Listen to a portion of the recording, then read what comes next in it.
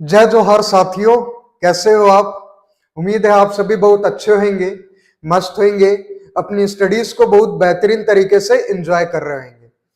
तो दोस्तों, last lecture में हमने कंप्लीट किया था पहला चैप्टर का नाम था दोस्तों sexual reproduction in flowering plant. इस लेक्चर में दोस्तों हम लोग नीट के प्रीवियस ईयर्स के क्वेश्चंस को लगाएंगे, फिर उसके बाद हम न्यू चैप्टर को स्टार्ट करेंगे। तो आइए सॉल्व करने का प्रयास करते हैं। पहला क्वेश्चन है दोस्तों, identify the set of correct statement. हमें आइडेंटिफाई करना है कि इसमें से कौन कौन सा स्टेटमेंट है जो करेक्ट है। सबसे पहला स्टेटमेंट है दोस्तों, flower of Vallisneria are colourful and produce nectar. तो दोस्तों मैंने आपको बताया था वेलिस्नेरिया जो फ्लावर है ये तो वाटर में प्रेजेंट रहता है। कहां प्रेजेंट रहता है दोस्तों? वाटर में प्रेजेंट रहता है, वाटर में। तो क्योंकि ये वाटर में प्रेजेंट है तो आखिर इस प्लांट को नेक्टर प्रोड्यूस करने की जरूरत ही क्या है? क्या इस प्लांट को नेक्टर प्रोड्यूस करने की क्या कोई जरूरत है कि जब ये वाटर में प्रेजेंट है? तो बिल्कुल नहीं। अब नेक्टर ये प्रोड्यूस ही क्यों करेगा? क्या इसको इंसेक्ट को अट्रैक्ट करना है क्या? नहीं, ये भी रीजन नहीं है। तो हमारा ए जो स्टेटमेंट है ये टोटली रॉन्ग है। ऑप्शन से मैच करते हैं दोस्तों। तो ये जो ए स्टेटमेंट, ए जो पहला वाला जो स्टेटमेंट देख रहे हैं सी डी ई ओनली, ये हो सकता है। A B C and D, क्या ये होगा? बिल्कुल नहीं होगा। ये हो सकता है क्या? ये भी नहीं हो सकता है। तो हमारे पास क्या बचा? एक तो डी बचा और एक तो ए बचा। अब हम पढ़ लेते हैं अगला statement, the flower of water lily are not pollinated by water. The flower of water lily are not pollinated by water. तो क्या ये स्टेटमेंट सही है दोस्तों? तो जो वाटर लिली का जो फ्लावर है, मैंने आपको बताया था, अगर ये कोई वाटर के सरफेस है तो वाटर लिली क्या होता है? उसका जो फ्लावर है दोस्तों ये वाटर के सरफेस के ऊपर आ जाता है और फ्लावर का फॉर्मेशन करता है। क्या करता है दोस्तों? ये वाटर के सरफेस के ऊपर आ जाता है ये फ्लावर, ये इसका जो प्लांट रहता है। उसके बाद फ्लावरिंग स्ट्रक्चर का फॉर्मेशन होता है। तो इस अकॉर्डिंग दोस्तों ये जो स्टेटमेंट है ये टोटली सही है। In most of water pollinated species the pollen grain are protected from wetting. क्या ये स्टेटमेंट सही है? हाँ दोस्तों, इसके पीछे का लॉजिक समझते हैं। जो प्लांट वाटर में प्रेजेंट रहता है उसके उसके female reproductive organ along with जो मेल रिप्रोडक्टिव ऑर्गन है वो सूख ना जाए, इसलिए क्या होता है, एक टिश्यू की लेयर प्रेजेंट रहती है, टिश्यू की लेयर जो बहुत ज्यादा थिक होती है और वो क्या करती है, ये सारे के सारे टिश्यू को प्रोटेक्ट करने का काम करती है।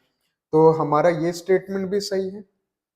अब क्या है, pollen grain of some hydrophyte are long and ribbon like. तो ये भी स्टेटमेंट सही है, एग्जैक्ट ये स्टेटमेंट मैंने आपको पढ़ाया था। फिर उसके बाद क्या है, in some hydrophyte the pollen grain are carried passively inside water. तो मैंने आपको बताया था ना कि भाई वाटर करेंट के जरिए दोस्तों पॉलन ग्रेन वाटर में स्विम करती है वाटर करेंट के साथ, और इसी प्रोसेस के दौरान पॉलिनेशन भी कंप्लीट हो जाता है। तो इस हिसाब से हमें ये दिख रहा है कि बी, सी, डी और ई, ये ए को छोड़ करके सारे के सारे स्टेटमेंट करेक्ट है। तो हमारा आंसर क्या जाएगा? स्टेटमेंट नंबर डी जाएगा। अब अगला क्वेश्चन है, large colourful fragrant flower with nectar are seen इन।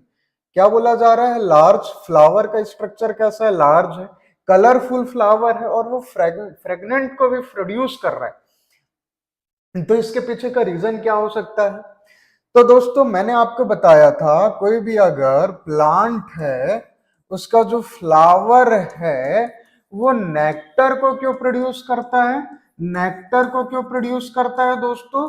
क्योंकि वो इंसेक्ट को अपनी तरफ अट्रैक्ट कर सके। नेक्टर हो गया, फ्रेग्रेंस हो गया, इसको प्रोड्यूस करने का रीजन ही ये है कि भाई नेक्टर प्रोवाइड करता है फ्लावर इंसेक्ट को, और इस प्रोसेस के दौरान इंसेक्ट फ्लावर को पॉलिनेट कर देता है। तो इस अकॉर्डिंग पूछा जा रहा है, large colourful fragrant flower with nectar are seen in, किसमें देखा जाता है? इंसेक्ट पॉलिनेटेड प्लांट, ये हो सकता है, ये ऑप्शन भी सही है। बर्ड पॉलिनेटेड प्लांट, जरूरी नहीं कि बर्ड पॉलिनेटेड प्लांट भी नेक्टर रिच हो।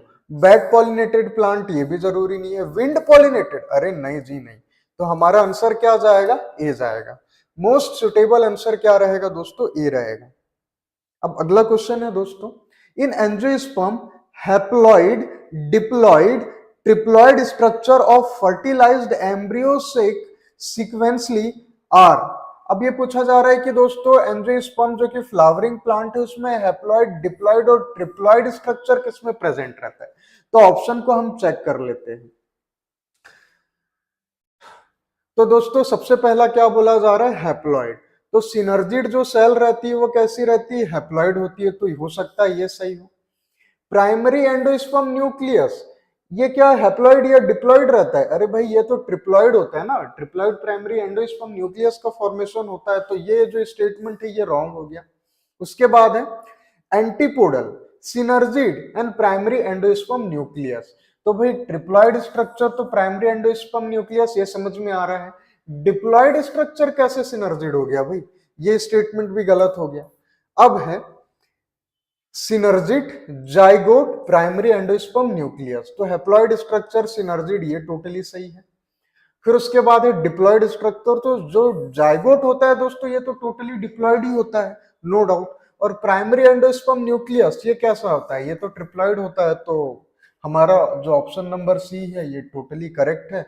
और सी में अगर आंसर मिल गया तो हम डी को देखेंगे क्यों। अब अगला क्वेश्चन है, identify the incorrect statement related to pollination. Pollination के लिए इनकरेक्ट स्टेटमेंट कौन सा है ये आइडेंटिफाई करना है हमें। Flower produce foul odour to attract flies, beetles to get pollinated. क्या बोला जा रहा है? फ्लावर जो होता है वो फुल ऑर्डर को प्रोड्यूस करता है जिसके कारण वो फ्लाइज को और बैटल्स के जरिए पॉलिनेटेड हो सके, पॉलिनेट करवा सके। तो दोस्तों जनरली क्या होता है, जो पॉलन ग्रेन है वो किसके जरिए आकर के स्टिग्मा में लैंड करती है? कोई ना कोई इंसेक्ट हो गया उसके जरिए। इंसेक्ट में दोस्तों हो सकता है मॉस्किटो भी आ जाए। मॉस्किटो के जरिए भी क्या होता है? पॉलिनेशन की प्रोसेस कंप्लीट होती है। तो आपको ये याद रखना है कि भाई इंसेक्ट पॉलिनेटेड जो फ्लावर्स होते हैं वो नेक्टर और क्या करेंगे? फ्रेग्रेंस को प्रोड्यूस करेंगे।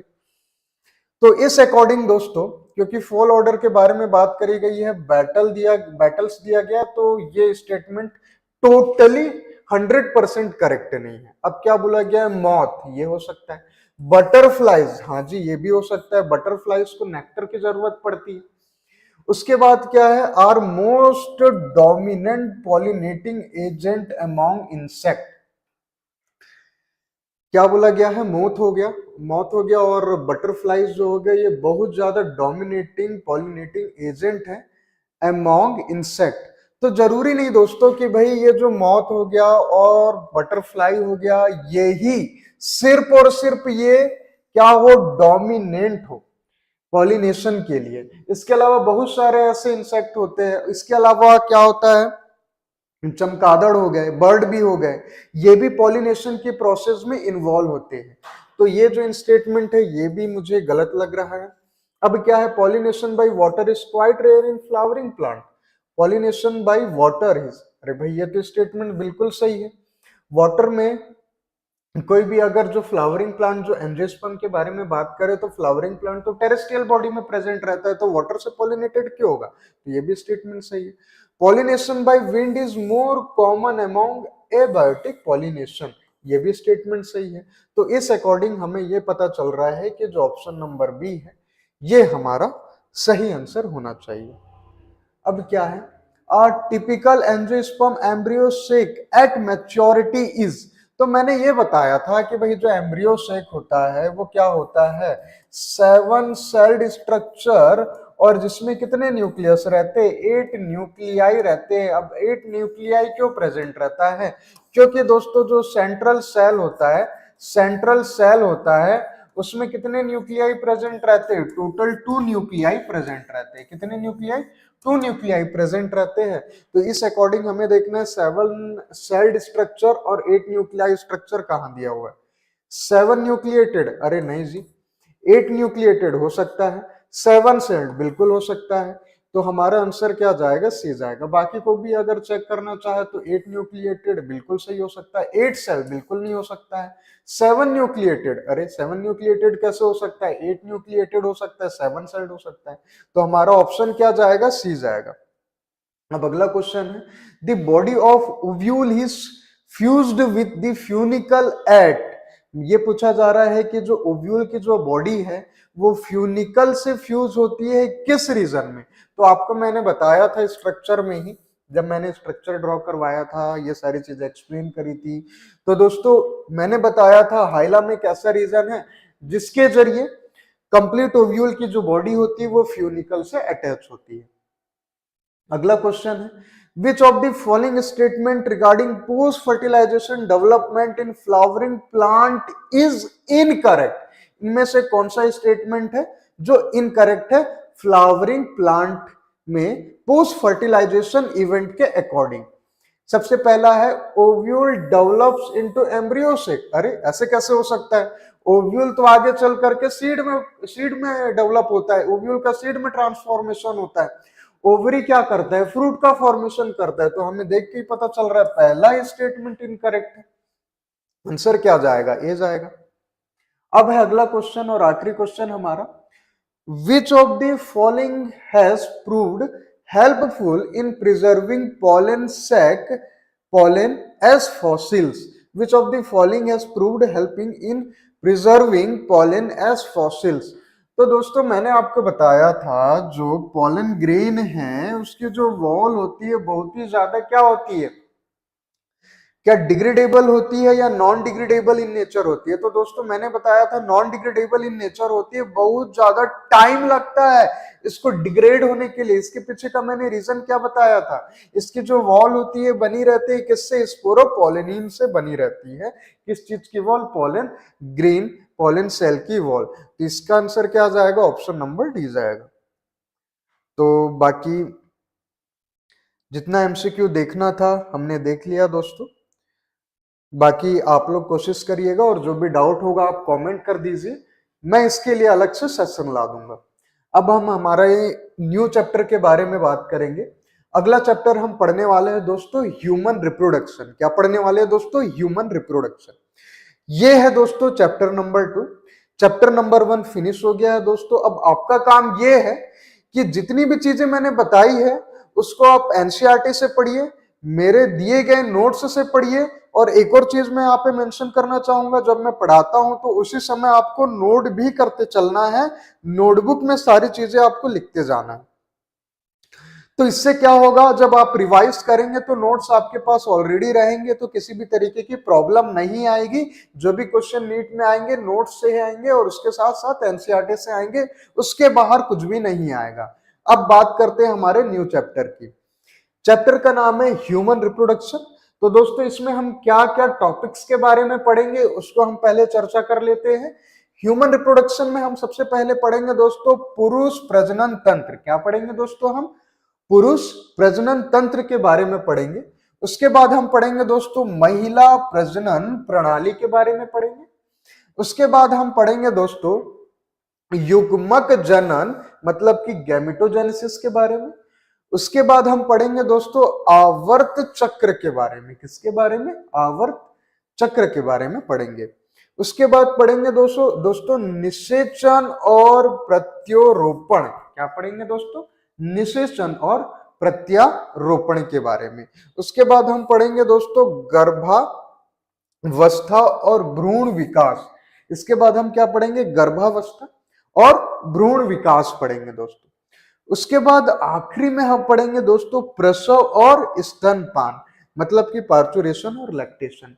दोस्तों आपको एक चीज मैं बता दूं, ये अकेले चैप्टर से दोस्तों एटलीस्ट कम से कम 3 to 4 क्वेश्चन पूछे जाते हैं नीट के एग्जाम में। क्या पूछा जाएगा? कम से कम 3 से 4 क्वेश्चन। इससे पहले वाला जो चैप्टर मैंने बताया था sexual reproduction in flowering plant, वो रोड मैप तो मैंने पहले ही डिस्कस कर लिया था कि किस चैप्टर से कितने क्वेश्चन पूछे जाएंगे, पर फिर भी मैं बता दूं जो पहला वाला चैप्टर था उससे भी अगेन दोस्तों 2 से 3 क्वेश्चन मिनिमम पूछे जाएंगे।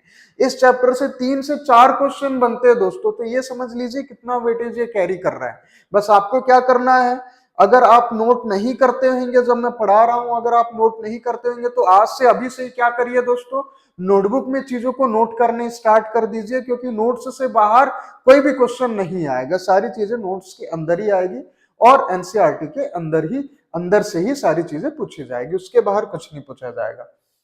तो हम शुरुआत करते हैं, सबसे पहले हम पढ़ते हैं दोस्तों मेल रिप्रोडक्टिव सिस्टम। उसके बाद उससे पहले ये समझ लेते हैं दोस्तों ह्यूमन रिप्रोडक्शन का मतलब क्या है। ह्यूमन रिप्रोडक्शन में हम क्या पढ़ने वाले हैं? इसमें हम ये पढ़ने वाले हैं दोस्तों कि ह्यूमन रिप्रोड्यूस जब करता है तो ऐसे कौन कौन सी इवेंट होते हैं रिप्रोडक्शन में, लाइफ साइकिल में, रिप्रोडक्शन की जो साइकिल होती है उसमें कौन कौन से इवेंट आते हैं मेल फीमेल रिप्रोडक्टिव सिस्टम में, जिसके कारण से एक मैच्योर स्पर्म, जो मेल रिप्रोडक्टिव ऑर्गन में स्पर्म का प्रोडक्शन होता है, तो एक मैच्योर स्पर्म का फॉर्मेशन कैसे होता है। उसके बाद हम समझने वाले हैं कि फीमेल रिप्रोडक्टिव सिस्टम में एक मैच्योर ओवम का फॉर्मेशन कैसे होता है। तो वो रिप्रोडक्शन के सारे इवेंट के बारे में हम डिस्कस करने वाले हैं। उसके बाद हम पढ़ेंगे दोस्तों इवेंट जब हम पढ़ लेंगे, उसके बाद हम पढ़ेंगे दोस्तों कि फर्टिलाइजेशन क्या होता है। फर्टिलाइजेशन क्या होता है मेल और फीमेल रिप्रोडक्टिव सिस्टम के अकॉर्डिंग। फिर उसके बाद हम पढ़ेंगे दोस्तों पार्चुरेशन और लैक्टेशन के बारे में, सारी की सारी चीजें स्टेप बाय स्टेप। सबसे पहले हम समझते हैं मेल रिप्रोडक्टिव सिस्टम। तो दोस्तों जो मेल रिप्रोडक्टिव सिस्टम होता है उसे क्या कहा जाता है? रिप्रोडक्टिव स्ट्रक्चर को टेस्टिस कहा जाता है। क्या बोला जाता है? मेल रिप्रोडक्टिव सिस्टम जो होता है दोस्तों, इस स्ट्रक्चर को क्या बोला जाता है? टेस्टिस बोला जाता है। एक बार और बोल रहा हूं, याद रखिए, ध्यान से समझिए कि जो मेल रिप्रोडक्टिव सिस्टम होता है दोस्तों, उसके स्ट्रक्चर को क्या बोला जाता है? टेस्टिस बोला जाता है। क्या बोला जाता है? टेस्टिस बोला जाता है दोस्तों। अब ये जो टेस्टिस है ना दोस्तों, ये क्या है? एक पेयर्ड स्ट्रक्चर है। कैसा स्ट्रक्चर है? पेयर्ड स्ट्रक्चर है। ये और ये एक पेयर्ड स्ट्रक्चर है जो रिप्रोडक्टिव स्ट्रक्चर का फॉर्मेशन करते हैं मेल बॉडी में। किसमें दोस्तों? मेल बॉडी में रिप्रोडक्टिव स्ट्रक्चर का फॉर्मेशन करते हैं। बात आती है टेस्टिस कहां प्रेजेंट रहता है, तो आप बोलेंगे सर एब्डोमिनल रीजन के बिलो रीजन में प्रेजेंट रहता है। कहां प्रेजेंट रहता है बोलेंगे दोस्तों आप? एब्डोमिनल रीजन के बिलो रीजन में प्रेजेंट रहता है। क्या चीज?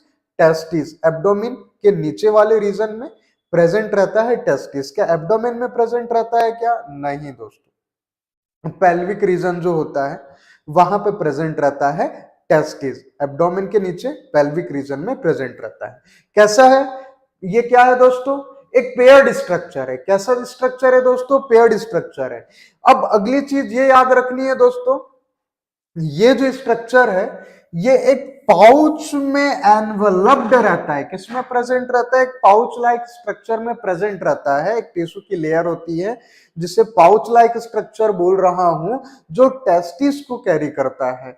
इसे क्या बोलते हैं दोस्तों? स्क्रोटम कहते हैं। क्या बोलते हैं दोस्तों? स्क्रोटम। स्क्रोटम क्या है? बार बार बता देता हूं दोस्तों, याद रखिए, बहुत इंपॉर्टेंट चीज है। स्क्रोटम क्या करता है दोस्तों? जो पेयर्ड स्ट्रक्चर है जिसे हम टेस्टिस कह रहे हैं, इसको कैरी करने का काम करता है। स्क्रोटम इस टेस्टिस को कैरी करने का काम करता है। इसके साथ साथ क्या करता है? इसके साथ साथ यही स्क्रोटम एक ऐसा स्ट्रक्चर है, क्योंकि टेस्टिस एब्डोमेन के नीचे पेल्विक रीजन में प्रेजेंट रहता है, तो स्क्रोटम क्या करता है? रिप्रोडक्शन के लिए दोस्तों, किसके लिए? रिप्रोडक्शन के लिए। रिप्रोडक्शन के लिए स्पर्म का प्रॉपर प्रोडक्शन हो। किसका प्रोडक्शन हो? स्पर्म का प्रॉपर प्रोडक्शन हो, एक अच्छे अमाउंट में स्पर्म का प्रोडक्शन हो, एक मैच्योर स्पर्म का प्रोडक्शन हो दोस्तों। इसके लिए स्क्रोटम एक ऐसा टिश्यू है जो बॉडी के टेम्परेचर के रेस्पेक्ट में, बॉडी के टेम्परेचर के रेस्पेक्ट में कंप्लीट ये रिप्रोडक्टिव स्ट्रक्चर, टेस्टिस के स्ट्रक्चर को लगभग 2 से 2.5 से 3 डिग्री सेल्सियस तक टेम्परेचर को कम रखता है। जैसे अगर मैं बात करूं एवरेज, जो ह्यूमन बॉडी का जो टेम्परेचर है वो कितना होता है दोस्तों? लगभग 37 पॉइंट कुछ ऐसा होता है, लगभग 37 डिग्री सेल्सियस मान लीजिए। 1 डिग्री सेल्सियस ऊपर नीचे हो सकता है, कोई दिक्कत की बात नहीं है। बॉडी टू बॉडी ये वरी करता है इन्वायरमेंटल कंडीशन के अकॉर्डिंग। तो ये माना जाता है ऑन एवरेज एक हेल्दी पर्सन का बॉडी का टेम्परेचर 37 डिग्री सेल्सियस है। स्क्रोटम क्या करता है? टेम्परेचर को, टेस्टिस के टेम्परेचर को स्पेशली दोस्तों लगभग 2.5 से 3 डिग्री सेल्सियस तक बिलो करके रखता है। क्या करता है? स्क्रोटम क्या करता है? हमारे बॉडी के टेम्परेचर के अकॉर्डिंग, जैसे 37 डिग्री सेल्सियस हमारे बॉडी, मेल बॉडी का टेम्परेचर होता है, तो स्क्रोटम क्या करेगा? टेस्टिस के टेम्परेचर को लगभग 2.5 टू 3 डिग्री सेल्सियस क्या करेगा? कम करके रखेगा। अब ये कम करके रखने का पीछे का क्या रीजन है? क्योंकि दोस्तों जो 34.5 से 35 डिग्री सेल्सियस का जो टेम्परेचर होता है, लगभग जो 35 डिग्री सेल्सियस का जो टेम्परेचर होता है, ये क्या होता है? स्पर्म के फॉर्मेशन के लिए मोस्ट सुटेबल टेम्परेचर है। क्या है दोस्तों? स्पर्म के फॉर्मेशन के लिए मोस्ट सुटेबल टेम्परेचर क्या है? लगभग 35 डिग्री सेल्सियस। तो इस टेम्परेचर को कौन मेंटेन करने का काम करता है? इस टेम्परेचर को स्क्रोटम, जो कि एक पाउच लाइक स्ट्रक्चर है, वो मेंटेन करने का काम करता है। टेस्टिस, उसके अलावा क्या चीज है जिसके कारण से 35 डिग्री सेल्सियस के आसपास का टेम्परेचर मेंटेन होता है? तो इसीलिए नेचर ने बॉडी का फिगर ऐसा बनाया है कि कहां प्रेजेंट है? Below abdomen, near pelvic region testis present है, जिसके कारण से क्या होता है? इसका जो टेम्परेचर है लगभग 35 डिग्री सेल्सियस के आसपास मेंटेन रहता है, जिससे एक मैच्योर स्पर्म का फॉर्मेशन मेल बॉडी में संभव हो पाता है। उसी चीज को मैंने यहाँ पे बताया है। ये जो स्ट्रक्चर मैंने बताया था, ये जो स्ट्रक्चर मैंने बताया था, ये सर्कुलर स्ट्रक्चर जो बनाया है, ये और कुछ नहीं, सिर्फ और सिर्फ स्क्रोटम को रिप्रेजेंट करता था। अब आगे की कहानी समझते हैं। अब ये जो टेस्टिस है, क्या है दोस्तों? ये पेयर्ड स्ट्रक्चर है, इसे क्या बोला जाता है? टेस्टिस। इसके अलावा क्या क्या स्ट्रक्चर प्रेजेंट रहता है जो कंप्लीट टेस्टिस का फॉर्मेशन करता है? एक है टेस्टिस, एक पेयर टेस्टिस है। उसके अलावा टेस्टिस से अराइज होने वाला जो स्ट्रक्चर है उसे क्या बोला जाता है दोस्तों? शुक्रवाहक। क्या बोला जाता है? शुक्रवाहक बोला जाता है, या फिर वास डेफरेंस कहा जाता है। ये क्या करता है? टेस्टिस में जो स्पर्म का प्रोडक्शन होता है, टेस्टिस में जो स्पर्म का प्रोडक्शन होता है, उस स्पर्म को दोस्तों टेस्टिस से ग्लांस पेनिस या फिर यूरेथ्रा तक क्या करता है? ट्रांसपोर्ट करने का काम करता है। रिपीट कर रहा हूं मैं, टेस्टिस क्या है? एक ओवल शेप्ड स्ट्रक्चर है। ये स्ट्रक्चर से एक ट्यूब स्ट्रक्चर कनेक्टेड रहता है, जिसे क्या बोला जाता है? शुक्रवाहक। क्या बोलते हैं दोस्तों? शुक्रवाहक। ये जो शुक्रवाहक है वो क्या काम करता है? टेस्टिस में जो स्पर्म का प्रोडक्शन हो रहा है वो कहां तक प्रोवाइड करेगा? कंप्लीट ग्लांस पेनिस के स्ट्रक्चर तक प्रोवाइड करने का काम करेगा। उसके अलावा क्या प्रेजेंट रहता है दोस्तों? इसमें प्रेजेंट रहता है सिंगल यूरेथ्रा प्रेजेंट रहता है। यूरेथ्रल डक्ट प्रेजेंट रहता है, यूरेथ्रा बोलो या फिर यूरेथ्रल डक्ट प्रेजेंट रहता है। इसके अलावा इसमें प्रेजेंट रहता है दोस्तों सिंगल यूरिनरी ब्लैडर। क्या प्रेजेंट रहता है? मूत्राशय यूरिनरी ब्लैडर प्रेजेंट रहता है। इसका क्या काम है दोस्तों? इसका काम सिर्फ ये है कि ये यूरिन को क्या करता है? स्टोर करने का काम करता है। क्या करेगा ये दोस्तों? यूरिन को स्टोर करने का काम करता है। अब यूरिनरी ब्लैडर के पास एक दो ग्लैंड प्रेजेंट रहती है बेसिकली। सबसे पहला क्या है? सेमाइनल वेसाइकल है। क्या है? शुक्राशय या फिर सेमाइनल वेसाइकल, या फिर उसके बाद है दोस्तों प्रोस्टेट और साथ में बल्बो यूरेथ्रल ग्लैंड। कौन कौन सी ग्लैंड प्रेजेंट है दोस्तों टेस्टिस के स्ट्रक्चर में? सबसे पहला है सेमाइनल वेसाइकल। सबसे पहला क्या है दोस्तों? Seminal vesicle. फिर क्या है दोस्तों? Prostate gland. कौन सी ग्लैंड है दोस्तों? प्रोस्टेट ग्लैंड है। उसके बाद कौन सी है दोस्तों? Bulbo urethral gland. कितनी ग्लैंड हो गई? टोटल 3 ग्लैंड हो गई। आप अब मेरे साथ बोलेंगे, अभी क्लासरूम में बोलेंगे दोस्तों। टीचर्स प्लीज नोट करिए, जब मैं चीजों को रिवाइज करा रहा हूं तो बच्चे भी साथ में बोले ताकि उनको चीजें मेमोराइज होने में कोई प्रॉब्लम ना हो। तो मैं कह रहा हूं कि जो टेस्टिस है उसमें 3 ग्लैंड प्रेजेंट है। सबसे पहला है दोस्तों क्या चीज? Seminal vesicle. साथ में बोलेंगे सबसे पहला क्या है दोस्तों? सेमाइनल वेसाइकल है। उसके बाद क्या है दोस्तों? प्रोस्टेट ग्लैंड है। क्या है? सेमाइनल वेसाइकल, देन क्या है? प्रोस्टेट ग्लैंड है। प्रोस्टेट ग्लैंड कहां प्रेजेंट रहता है दोस्तों? Prostate gland bulbo urethral gland के जस्ट अपर साइड में। प्रोस्टेट ग्लैंड कहां प्रेजेंट रहता है? बल्बो यूरेथ्रल ग्लैंड के जस्ट अबव साइड में प्रेजेंट रहता है। और बल्बो यूरेथ्रल ग्लैंड कहां प्रेजेंट है? तो यूरेथ्रल साइड के अबव साइड में प्रेजेंट है। यहां पे क्या प्रेजेंट है दोस्तों? बल्बो यूरेथ्रल ग्लैंड प्रेजेंट है। कौन सी ग्लैंड है? बल्बो यूरेथ्रल ग्लैंड है। कहां प्रेजेंट है? यूरेथ्रा के इस ओपनिंग में प्रेजेंट है। यूरेथ्रा के अबव साइड में प्रेजेंट है bulbo urethral gland. Bulbo urethral gland के जस्ट अबव साइड में क्या प्रेजेंट है? प्रोस्टेट ग्लैंड प्रेजेंट है। प्रोस्टेट ग्लैंड के अबव साइड में क्या प्रेजेंट है? Seminal vesicle. कहां प्रेजेंट है? यूरिनरी ब्लैडर के नीचे प्रोस्टेट ग्लैंड के अबव साइड में सेमाइनल वेसाइकल प्रेजेंट है। क्या प्रेजेंट है? Seminal vesicle. सेमाइनल वेसाइकल और बल्बो यूरेथ्रल ग्लैंड के बीच में एक ग्लैंड है जिसे क्या बोलते हैं? प्रोस्टेट ग्लैंड बोलते हैं। क्या बोलते हैं? प्रोस्टेट ग्लैंड बोला जाता है। अब जो पहले से दोस्तों उसकी ओपनिंग को क्या बोला जाता है? इस ओपनिंग को जिसमें एक यहाँ पे लूज टिश्यू प्रेजेंट रहता है, इसे जो फोर स्किन प्रेजेंट रहता है, इसे क्या बोला जाता है दोस्तों? ये जो रीजन है इसे बोला जाता है ग्लांस पेनिस। क्या बोला जाता है? Glans penis. अब ये जो ग्लांस पेनिस है उसका जो टिश्यू होता है दोस्तों ये बहुत ही लूज होता है, इसे क्या बोला जाता है? फोर स्किन बोला जाता है। अब अगर मैं समरी में बात करूं तो मैं कहूंगा दोस्तों ये जो टेस्टिस है ये क्या है दोस्तों? एक पेयर्ड स्ट्रक्चर है। टेस्टिस क्या है? पेयर्ड स्ट्रक्चर है। हर एक टेस्टिस में दोस्तों, अगर ये टेस्टिस की बात करूं या फिर ये टेस्टिस की बात करूं, कोई भी अगर टेस्टिस के बारे में बात करूं तो हर एक टेस्टिस में क्या प्रेजेंट रहते हैं दोस्तों? लगभग 250 कंपार्टमेंट प्रेजेंट रहते हैं। कितने कंपार्टमेंट दोस्तों? 250 कंपार्टमेंट प्रेजेंट रहते हैं। यही 250 कंपार्टमेंट जो होते हैं दोस्तों इसे और कुछ नहीं बल्कि रिटी टेस्टिस कहा जाता है।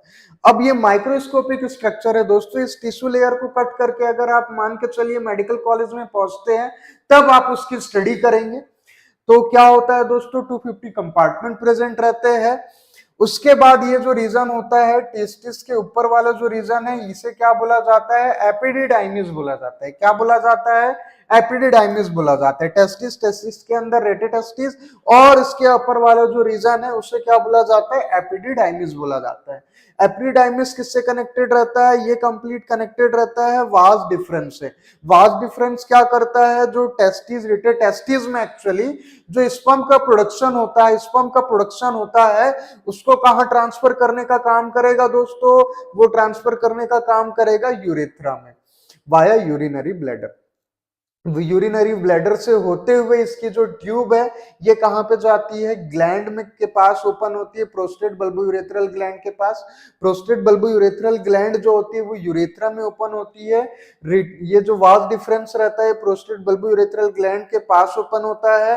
प्रोस्टेट बल्बोयूरेथ्रल ग्लैंड अपना सिक्रीशन, जो प्रोस्टेट और बल्बोयूरेथ्रल ग्लैंड है ये जो सिक्रीशन प्रोड्यूस करती है वो कहाँ रिलीज होता है, यूरेथ्रा में रिलीज होता है।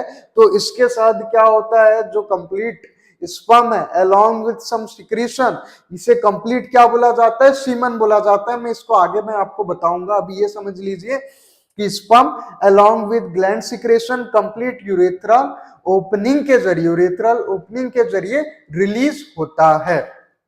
इसी चीज को मैंने यहां पे लिखी है, स्टेप बाय स्टेप लिखा है दोस्तों, इसी सीक्वेंस में आपको याद रखना है। क्या है दोस्तों, मेल रिप्रोडक्टिव सिस्टम जो होता है, यही चीज मैंने यहाँ पे मेंशन करी है। जो मेल रिप्रोडक्टिव सिस्टम होता है दोस्तों, एक पेयर्ड स्ट्रक्चर होता है जिसे हम क्या कहते हैं, टेस्टिस कहते हैं। अब ये क्या काम करता है दोस्तों, ये जो टेस्टिस है इसका मेन फंक्शन है स्पर्म का प्रोडक्शन करना। क्या प्रोडक्शन करना, स्पर्म का प्रोडक्शन। और सिर्फ स्पर्म का प्रोडक्शन करना यही फंक्शन नहीं है, बल्कि क्या काम करता है, ये सेक्स हार्मोन का भी प्रोडक्शन करता है। क्या करता है, सेक्स हार्मोन का भी प्रोडक्शन करता है। सेक्स हार्मोन क्या क्या होते हैं, सारे हार्मोन की चर्चा मैं आगे करूंगा, लेकिन स्टेप बाय स्टेप हम चीजों को समझेंगे।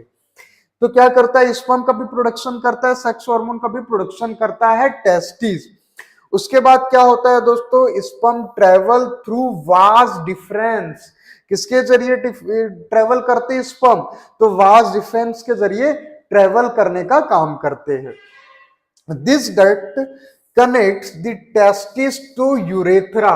ये वास डिफरेंस ही क्या है दोस्तों, ये ऐसी डक्ट है जो क्या करता है, टेस्टिस को किससे कनेक्ट करता है, यूरेथ्रा। लेकिन एक चीज ये याद रखना है, जब टेस्टिस यूरेथ्रा के जरिए कनेक्ट होता है तो साथ में prostate bulbourethral gland, seminal vesicle, ये अपना सिक्रीशन यूरेथ्रल ओपनिंग में रिलीज करती है। मैं इसके बारे में बात नहीं कर रहा हूं, मैं इसके बारे में बात कर रहा हूं। इस रीजन में क्या करता है, अपना जो सिक्रीशन है उसको रिलीज करता है। कौन रिलीज करता है दोस्तों, seminal vesicle, prostate and bulbourethral gland release करने का काम करता है।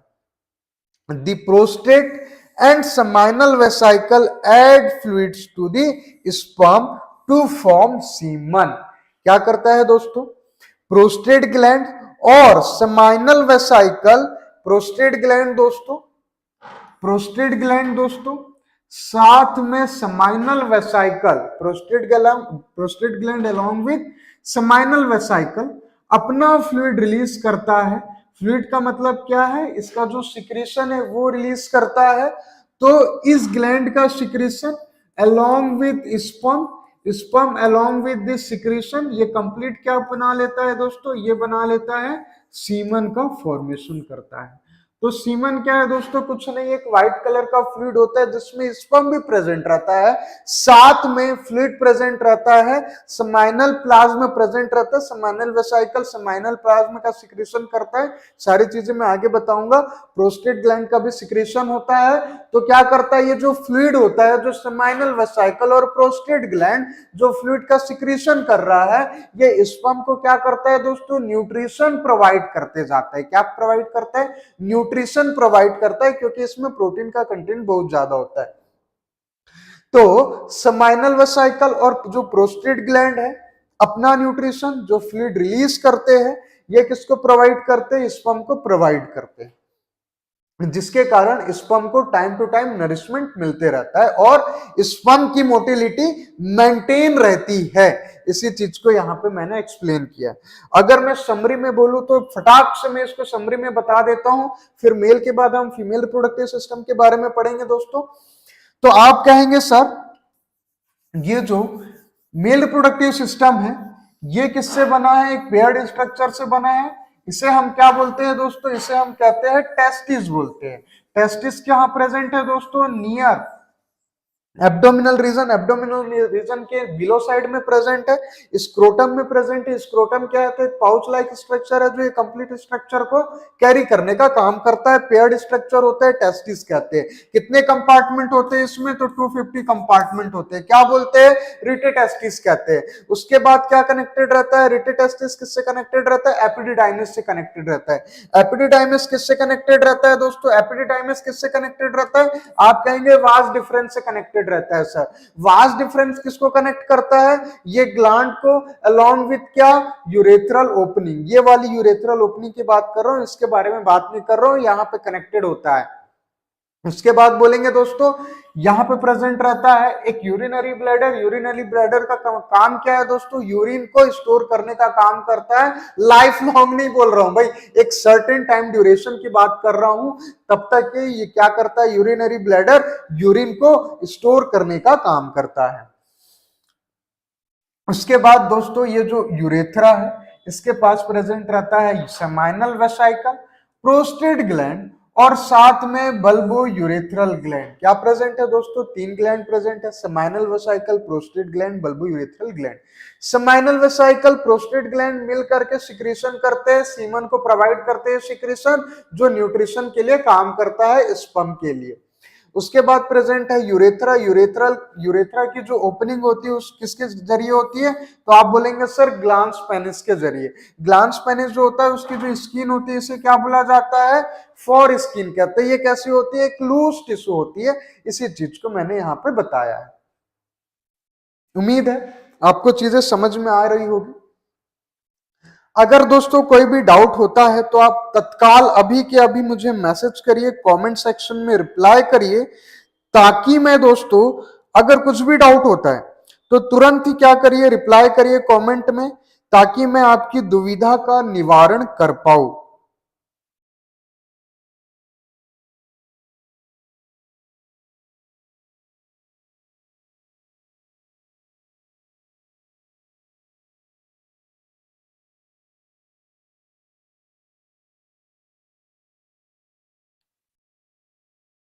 क्या बच्चों आपको कोई भी डाउट आ रहा है, क्या ऐसी चीज है जो आपको समझ में नहीं आ रही होगी? अगर कोई भी ऐसी चीज है दोस्तों तो तुरंत ही मुझे मैसेज करिए, कमेंट सेक्शन में रिप्लाई करिए, ताकि मैं इस चीज का निवारण तुरंत कर सकूं। क्योंकि रिप्लाई नहीं आ रहा है तो इसका यह मतलब है चीजें आपको समझ में। सर इसे रिवाइज करिए, विष्णु नाग जी लिख रहे हैं सर इसे रिवाइज करिए। बेटा क्या बताना है, समझ नहीं आ रहा है आपको?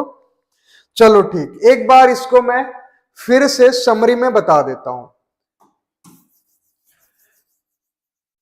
तो दोस्तों मैंने आपको ये बताया था, जो टेस्टिस होता है दोस्तों ये पेयर्ड स्ट्रक्चर होता है। कहां प्रेजेंट रहता है, स्क्रोटम में प्रेजेंट रहता है। स्क्रोटम क्या, एक पाउच लाइक स्ट्रक्चर है। किसको कैरी कर रहा है, टेस्टिस को। क्या फंक्शन है, तो मैंने बताया है कि दोस्तों लगभग 2 से 3 डिग्री सेल्सियस टेम्परेचर को डाउन करके रखता है, जिसके वजह से स्पर्म का फॉर्मेशन हो पाता है। अब ये जो टेस्टिस है इसमें प्रेजेंट रहता है 250 कंपार्टमेंट। कितने कंपार्टमेंट, 250 कंपार्टमेंट, जिसे क्या बोलते हैं, टेस्टिकुलर लोब्यूल भी कहते हैं। अब ये जो टेस्टिस है इसमें प्रेजेंट रहता है रिटिटेस्टिस। ये किससे कनेक्टेड रहता है दोस्तों, एपिडिडाइमिस से कनेक्टेड रहता है। एपिडिडाइमिस से एक ट्यूब लाइक स्ट्रक्चर अराइज होता है, जिसे क्या कहते हैं दोस्तों, वास डिफरेंस कहते हैं। अब ये जो वास डिफरेंस है ये कहां ओपन होता है दोस्तों, यूरेथ्रा में ओपन होता है। कहां पे, यूरेथ्रा में ओपन होता है। इसमें कुछ ग्लैंड्स प्रेजेंट रहती है, इसे क्या बोला जाता है दोस्तों, सेमाइनल वेसाइकल बोलते हैं, प्रोस्टेट ग्लैंड बोलते हैं, और क्या बोला जाता है, बल्बो यूरेथ्रल ग्लैंड बोला जाता है। कितनी ग्लैंड है दोस्तों, टोटल 3 ग्लैंड है। पहली ग्लैंड कौन सी है, सेमाइनल वेसाइकल। दूसरी ग्लैंड कौन सी है दोस्तों, प्रोस्टेट ग्लैंड है। तीसरी ग्लैंड कौन सी है दोस्तों, बल्बो यूरेथ्रल ग्लैंड। कितनी ग्लैंड हो गई, 3 ग्लैंड यहाँ पे प्रेजेंट है।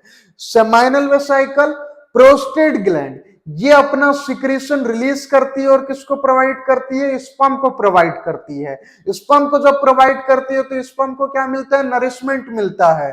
तो ये ग्लैंड का सिक्रीशन अलोंग विथ स्पर्म, ये दोनों के दोनों कंबाइनली इसे क्या बोला जाता है दोस्तों, सीमन बोला जाता है। सीमन क्या होता है, एक व्हाइट कलर का फ्लूइड होता है। ये फ्लूइड में क्या रहता है, स्पर्म रहता है, अलॉन्ग विथ क्या रहता है, सेमिनल वेसिकल, प्रोस्टेट ग्लैंड का सिक्रेशन होता है। उसके बाद मैंने बताया दोस्तों, जो यूरेथ्रा होती है उसकी जो स्किन रहती है उसे क्या बोला जाता है, फॉर स्किन बोला जाता है। कहां प्रेजेंट रहती है, ग्लांस पेनिस के आउटर साइड में प्रेजेंट रहती है। बहुत ही सिंपल सी चीज है, एकदम सिंपल है। चलो आगे की कहानी समझते हैं दोस्तों। अब क्या है, जो टेस्टिस होता है दोस्तों, टेस्टिस जो होता है, टेस्टिस की बात करूं तो ये टेस्टिस के बारे में बात कर रहा हूं, ये दोनों स्ट्रक्चर के बारे में। अगर मैं इसको माइक्रोस्कोप में देखता हूं, माइक्रोस्कोपिक स्टडी करता हूं ये टिश्यू के लेयर की, अगर इसके टिश्यू के लेयर की अगर मैं माइक्रोस्कोपिक स्टडी करता हूं तो मुझे इस तरीके के बहुत सारे टिब्यूल्स दिखते हैं। टिब्यूल्स और कुछ नहीं है दोस्तों, ये अलग अलग ऐसे कंपार्टमेंट लाइक स्ट्रक्चर दिखते हैं। क्या दिखते हैं मुझे, ये कंपार्टमेंट लाइक स्ट्रक्चर दिखते हैं। कहां दिखते हैं दोस्तों, तो टेस्टिस के स्ट्रक्चर में, टेस्टिस के टिश्यू को जब हम माइक्रोस्कोप में देखेंगे तो मुझे ऐसे कंपार्टमेंट लाइक स्ट्रक्चर दिखते हैं। इरेगुलर से स्ट्रक्चर दिखता है जो लगभग क्या रहता है, कुछ सिलेंडिकल स्ट्रक्चर में दिखता है। इसे क्या बोला जाता है दोस्तों, सेमेनिफेरस टिब्यूल्स कहा जाता है। क्या बोला जाता है दोस्तों, सेमेनिफेरस टिब्यूल्स बोला जाता है। क्या बोला जाता है, सेमेनिफेरस टिब्यूल कहा जाता है। अब ये फिगर में क्या बताया गया है दोस्तों, टेस्टिकुलर लोब्यूल के बारे में बात करी गई है। टेस्टिकुलर लोब्यूल क्या होता है, तो ये कुछ और नहीं है दोस्तों, टेस्टिस जो होता है उसमें बहुत सारे कंपार्टमेंट प्रेजेंट रहते हैं। क्या प्रेजेंट रहते हैं दोस्तों, बहुत सारे ऐसे कंपार्टमेंट प्रेजेंट रहते हैं। और यही जो कंपार्टमेंट होता है दोस्तों, यही जो कंपार्टमेंट है, लेट से ये वाले कंपार्टमेंट के बारे में बात करूं, ये वाले कंपार्टमेंट के बारे में बात करूं, ये कंपार्टमेंट के बारे में, ये कंपार्टमेंट, ऐसे लगभग 250 कंपार्टमेंट प्रेजेंट रहते हैं। यही जो कंपार्टमेंट होता है दोस्तों, इसे और कुछ नहीं बल्कि टेस्टिकुलर लोब्यूल कहते हैं। तो क्या है, टेस्टिस के अंदर बहुत सारे लोब होते हैं, इसे क्या बोला जाता है, टेस्टिकुलर लोब्यूल कहा जाता है। अब हम समझते हैं दोस्तों, टेस्टिस में जब स्पर्म का प्रोडक्शन होता है, टेस्टिस में किसका प्रोडक्शन होता है दोस्तों, स्पर्म का प्रोडक्शन होता है। तो ये जो स्पर्म होता है दोस्तों, ये जो स्पर्म होता है दोस्तों, इसका मूवमेंट टेस्टिस से यूरेथ्रल ओपनिंग तक, कहां से, टेस्टिस से यूरेथ्रल ओपनिंग तक स्पर्म का मूवमेंट किस किस ग्लैंड के जरिए या फिर किस डक्ट के जरिए होता है, उस चीज को मैंने यहाँ पे मेंशन करी है। कुल मिलाकर के ये क्या चीज है दोस्तों, ये स्पर्म का पाथ है मेल रिप्रोडक्टिव सिस्टम में। ये क्या चीज है दोस्तों, ये जो कंप्लीट आप देख रहे हैं रे डायग्राम, ये क्या है, स्पर्म का पाथ है कंप्लीट मेल रिप्रोडक्टिव सिस्टम में। तो आपको ये चीज बहुत इंपॉर्टेंट है, याद रखने की जरूरत है। सबसे पहला क्या है दोस्तों, टेस्टिस। टेस्टिस में क्या प्रेजेंट रहता है दोस्तों, टेस्टिकुलर लोब्यूल। क्या प्रेजेंट रहता है, टेस्टिकुलर लोब्यूल, या फिर क्या बोलते हैं, वृषण लोब्यूल, दोनों एक ही चीजें हैं। टेस्टिस जो कि वृषण, इसमें प्रेजेंट रहते हैं 250 कंपार्टमेंट, इसे टेस्टिकुलर लोब्यूल कहते हैं। टेस्टिकुलर लोब्यूल में एक्चुअली क्या प्रोड्यूस होता है, स्पर्म का प्रोडक्शन होता है, स्पर्म का प्रोडक्शन होता है। लेकिन जब ये प्रोड्यूस होते हैं ना दोस्तों, तब ये इमैच्योर रहते हैं। क्या रहते हैं, इमैच्योर। इमैच्योर का मतलब क्या है दोस्तों, यहां पे क्या होता है, स्पर्म का प्रोडक्शन होता है, लेकिन ये जो स्पर्म है जरूरी नहीं कि ये 100% मोटाइल इन नेचर हो। मोटाइल कब होते हैं, ये मोटाइल तब होते हैं दोस्तों, कंप्लीटली मोटाइल तब होते हैं जब सीमन फ्लूइड जो होता है, सीमन फ्लूइड का क्या मतलब है, स्पर्म को नरिशमेंट मिलता है फ्रॉम व्हाट, तो आप बोलेंगे सर प्रोस्टेट ग्लैंड और सेमाइनल वेसाइकल जो होता है, उससे जब इसको नरिशमेंट मिलता है, प्रोस्टेट ग्लैंड हो गया, सेमाइनल वेसाइकल हो गया, इससे जब इसे नरिशमेंट मिलता है तब जो इमेच्योर स्पर्म है उसकी साइज थोड़ी सी इंक्रीज होती है, स्पर्म की साइज लिटिल बिट इंक्रीज होती है, और साइज इंक्रीज होने के साथ नरिशमेंट को गेन करके ये जो स्पर्म है ये और मोटाइल हो जाता है और क्या करता है, एक मैच्योर स्पर्म का फॉर्मेशन करता है। क्या करता है दोस्तों, एक मैच्योर स्पर्म का फॉर्मेशन करता है। टेस्टिस में टेस्टिकुलर लोब्यूल है, यही टेस्टिकुलर लोब्यूल में स्पर्म का प्रोडक्शन हुआ, और फिर ये जो टेस्टिकुलर लोब्यूल है इसमें क्या प्रेजेंट है दोस्तों, सेमेनिफेरस ट्यूब्यूल्स। सेमेनिफेरस ट्यूब्यूल्स 1 2 3 ऐसे प्रेजेंट रहते हैं। सेमेनिफेरस ट्यूब्यूल, ये रिटेटेस्टिस, ये कंप्लीट स्ट्रक्चर है। अब ये जो रिटेटेस्टिस है उससे स्पर्म मूव करता है, कहां पे मूव करता है, वासा एफ्रेंशिया। कहां मूव करता है दोस्तों, वासा एफ्रेंशिया में मूवमेंट होता है स्पर्म का। रिपीट कर देते हैं, टेस्टिस में टेस्टिकुलर लोब्यूल, टेस्टिकुलर लोब्यूल में सेमिनिफेरस ट्यूब्यूल्स, कंप्लीट स्ट्रक्चर रिटेटेस्टिस कह रहे हैं। फिर यहां से जो स्पर्म है ये जाता है वासा एफ्रेंशिया में। कहां जाएगा, वासा एफ्रेंशिया में स्पर्म मूव करेगा। उसके बाद ये जाएगा एपिडिडाइमिस में जाएगा, एपिडिडाइमिस में जाएगा स्पर्म, और उसके बाद कहां जाएगा, ये वास डिफरेंस में जाएगा। कहां जाएगा, वास डिफरेंस में। अब जैसे ही वास डिफरेंस में जाएगा ये, vas difference near urethra release होगा, और वास डिफरेंस जब नियर यूरेथ्रा रिलीज होगा तो ग्लैंड प्रेजेंट रहेंगे। प्रोस्टेट ग्लैंड हो गया, बल्बो यूरेथ्रल ग्लैंड हो गया। ये ग्लैंड क्या करेगा, अपना सिक्रीशन रिलीज करेगा, अपना सिक्रीशन रिलीज करेगा। तो sperm along with this secretion, ये जो ग्लैंड है उसका सिक्रीशन, इसे कंप्लीट, अब क्या बोला जाएगा, इस फ्लूइड को सीमन बोला जाएगा। क्या बोला जाएगा, सीमन। तो स्पर्म और इसके ग्लैंड का जो फ्लूइड है, ये जो सिक्रेशन है, इसे कंप्लीटली अब सीमन बोला जाएगा। प्रोस्टेट जो ग्लैंड होती है वो क्या प्रोड्यूस करती है, प्रोस्टेट बल्बोयूरेथ्रल ग्लैंड, ये प्रोड्यूस करती है कंप्लीट सेमाइनल प्लाज्म का। जो सेमाइनल प्लाज्म होता है, सेमाइनल वेसाइकल भी मिल करके सेमाइनल प्लाज्म का प्रोडक्शन करती है। कंप्लीट 3 ग्लैंड के बारे में बोल रहा हूं, तीनों के तीनों ग्लैंड से क्या मिला हमें, सेमाइनल प्लाज्म मिला। अब क्या हुआ, ये किस में रिच होता है, क्या चीज को कैरी करता है, फ्रक्टोज को कैरी करने का काम करता है, फ्रक्टोज को कैरी करने का काम करता है, कैल्शियम और कुछ एंजाइम्स को कैरी करने का काम करता है। रिपीट कर रहा हूं मैं, जो तीनों ग्लैंड है सेमाइनल प्लाज्म का फॉर्मेशन करते हैं, तीनों के तीनों ग्लैंड मिलकर के सेमाइनल प्लाज्म का फॉर्मेशन करेंगे। सेमाइनल प्लाज्म में सबसे ज्यादा फ्रक्टोज प्रेजेंट रहता है। क्या प्रेजेंट रहता है, फ्रक्टोज प्रेजेंट रहता है, कैल्शियम प्रेजेंट रहता है, एंजाइम प्रेजेंट रहता है। और फिर ये जो कंप्लीट जो फ्लूइड है, जो जब ये स्पर्म के साथ मिल जाता है, इसे सीमन कहा जाता है। इसमें एंजाइम भी प्रेजेंट है, फ्रक्टोज भी प्रेजेंट है, कैल्शियम भी प्रेजेंट है। तो ये कहां से रिलीज होते हैं दोस्तों, ये रिलीज होते हैं फ्रॉम यूरेथ्रा। कहां से, यूरेथ्रा से। तो तीनों ग्लैंड का सिक्रेशन, और जो तीनों के तीनों ग्लैंड का सिक्रेशन है अलोंग विथ स्पर्म, ये कंप्लीट किस चीज का फॉर्मेशन करता है, सीमन का फॉर्मेशन करता है। इसी चीज को एक बार समरी में बता देते हैं। सबसे पहले क्या हुआ, टेस्टिस में प्रेजेंट है टेस्टिकुलर लोब्यूल, टेस्टिकुलर लोब्यूल में प्रेजेंट है सेमिनिफेरस ट्यूब्यूल्स। ये जो सेमिनिफेरस ट्यूब्यूल्स है, स्पर्म का फॉर्मेशन करा इन्होंने। लेकिन अभी तक जो स्पर्म है ये तो अभी तक क्या है, ये तो इमेच्योर है। इमेच्योर क्यों है, क्योंकि इसकी साइज भी क्या है, स्मॉल है, स्पर्म अच्छे तरीके से डेवलप नहीं हुए हैं। तब फिर क्या होता है, वासा एफ्रेंशिया के जरिए, एपिडाइमिस से होते हुए, वास डिफरेंस से होते हुए, bulbourethral gland, prostate gland, seminal vesicle के जरिए इसे नरिशमेंट मिलता है। अब स्पर्म को जब फ्लूइड मिल जाता है तो इसे सीमन कहा जाता है। कंप्लीट जब फ्लूइड मिल जाएगा तो सीमन कहा जाएगा। अब जो स्पर्म है जो अभी तक इमैच्योर थे, ये क्या हो गए, कंप्लीट मैच्योर हो गए।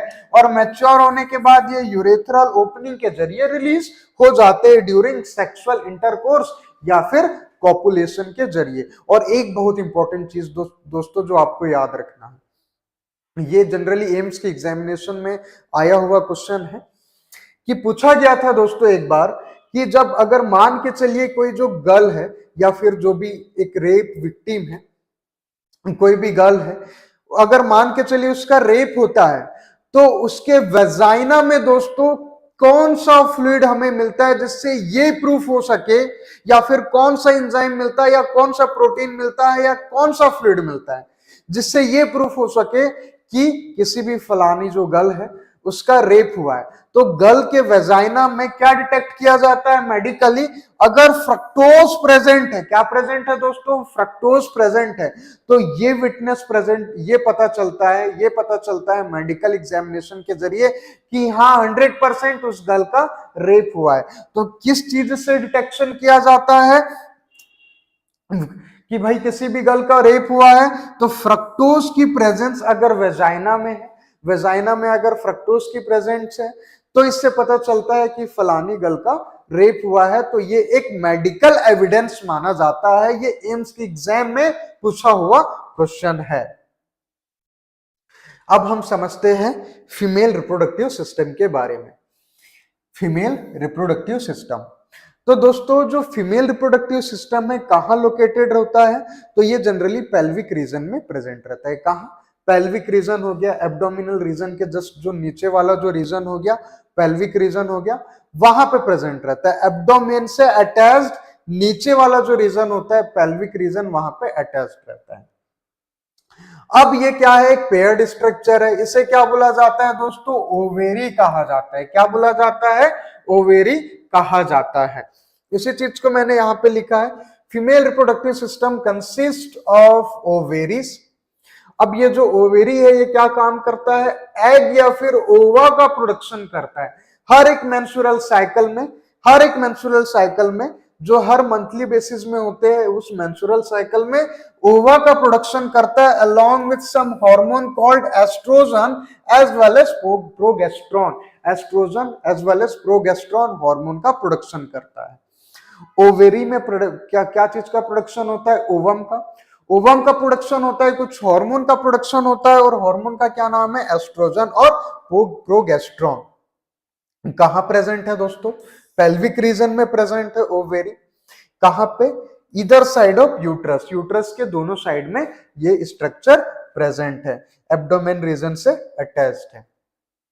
अब ये स्ट्रक्चर में हम देख रहे हैं कि ओवरी के स्ट्रक्चर के बारे में हिंदी इंग्लिश मीडियम, क्योंकि दोनों बच्चे यहाँ पे पढ़ रहे हैं, मुझे दोनों को लेकर के चलना है, इसलिए मैंने दोनों डायग्राम यहाँ पे मेंशन किया है।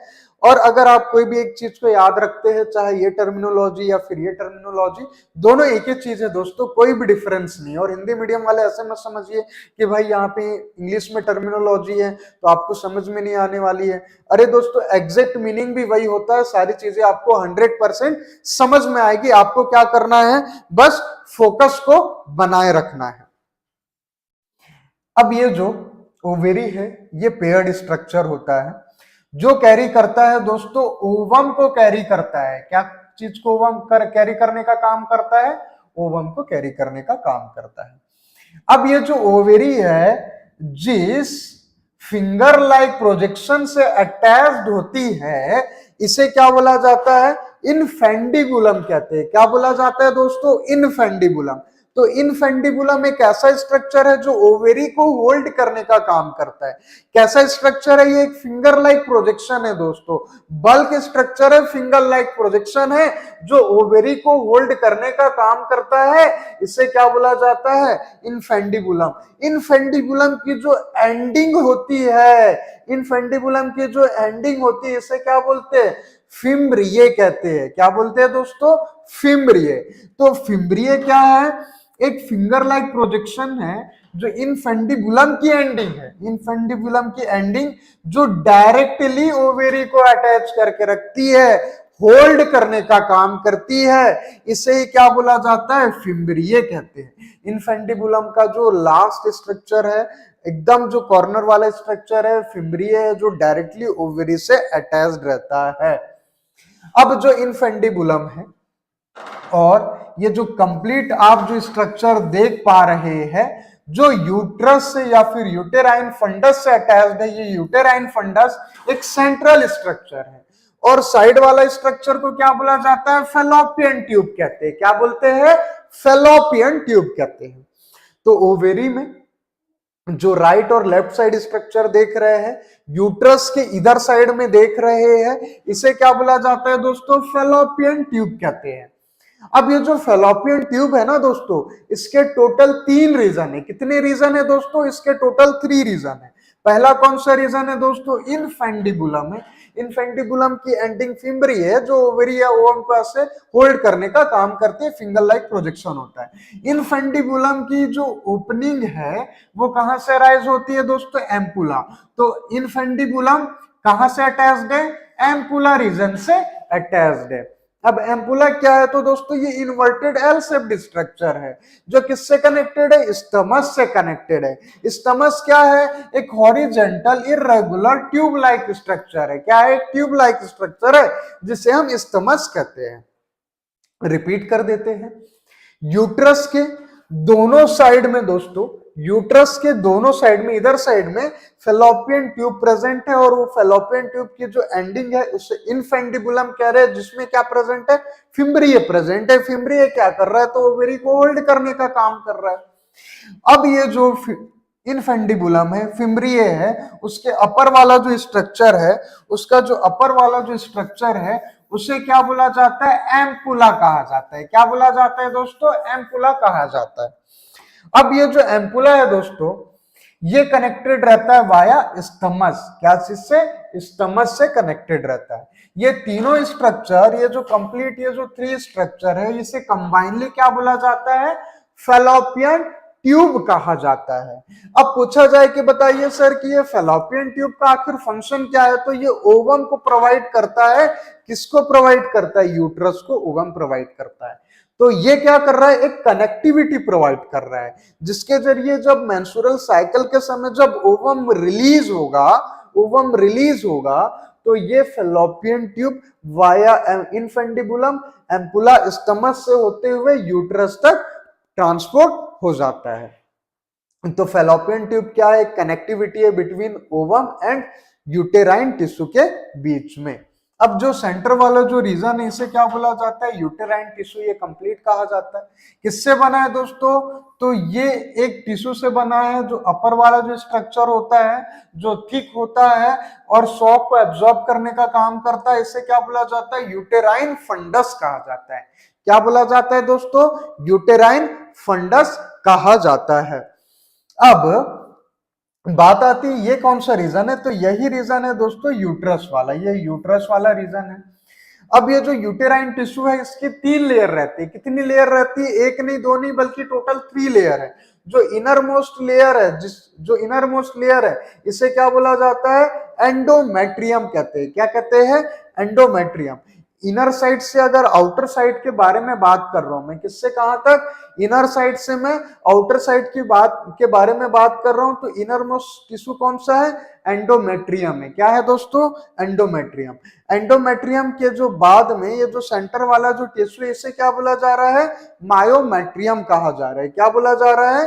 मायोमेट्रियम कहा जा रहा है। मायोमेट्रियम का भी जो अपर वाला जो स्ट्रक्चर है, इसके बाहर वाला जो स्ट्रक्चर है, उसे क्या बोला जा रहा है? पेरीमेट्रियम कहा जा रहा है। तो सबसे इनर टिश्यू क्या है? एंडोमेट्रियम है।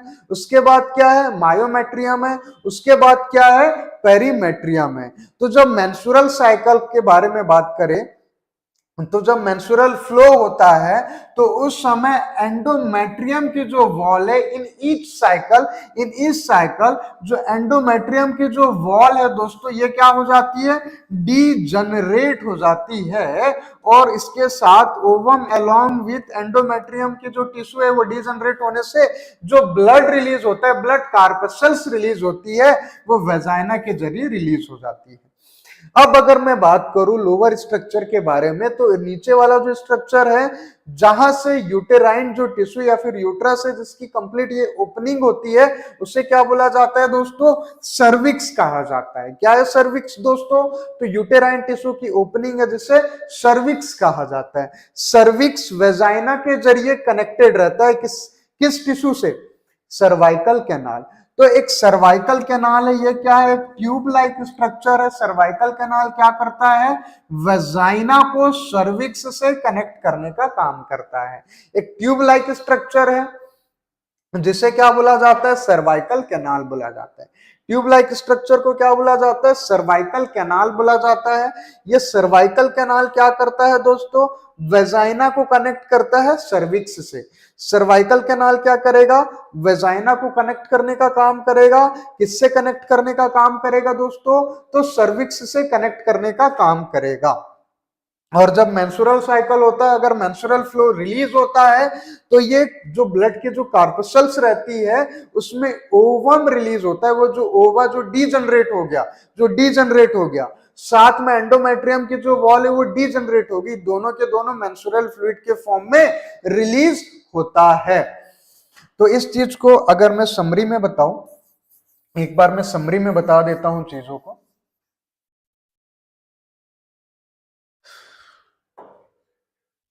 तो दोस्तों, जो ओवेरी है ये पेयर्ड स्ट्रक्चर है, दो प्रेजेंट रहती है, पेयर्ड स्ट्रक्चर है। ये किससे कनेक्टेड रहती है, ये कनेक्टेड रहती है, ये जो ओवा फिम्ब्रिये के जरिए कनेक्टेड रहती है। फिम्ब्रिये कहां प्रेजेंट है दोस्तों, तो इनफेंडिबुलम की एंडिंग में प्रेजेंट है। ये क्या काम करता है, फिंगर लाइक प्रोजेक्शन होता है, ओवरी को होल्ड करने का काम करता है। इसमें प्रेजेंट रहता है दोस्तों फीमेल रिप्रोडक्टिव सिस्टम में फेलोपियन ट्यूब। क्या प्रेजेंट रहता है, फेलोपियन ट्यूब। फेलोपियन ट्यूब क्या करता है दोस्तों, इनफेंडिबुलम, एम्पुला, स्टमस को कैरी करता है। तीन अलग अलग उसके रीजन है, और ये जो तीन रीजन है वो क्या करते हैं, ओवम को ट्रांसपोर्ट कराते हैं यूट्रस तक। अब ये जो यूट्रस का जो अपर वाला टिश्यू है उसे यूटेराइन फंडस कहते हैं।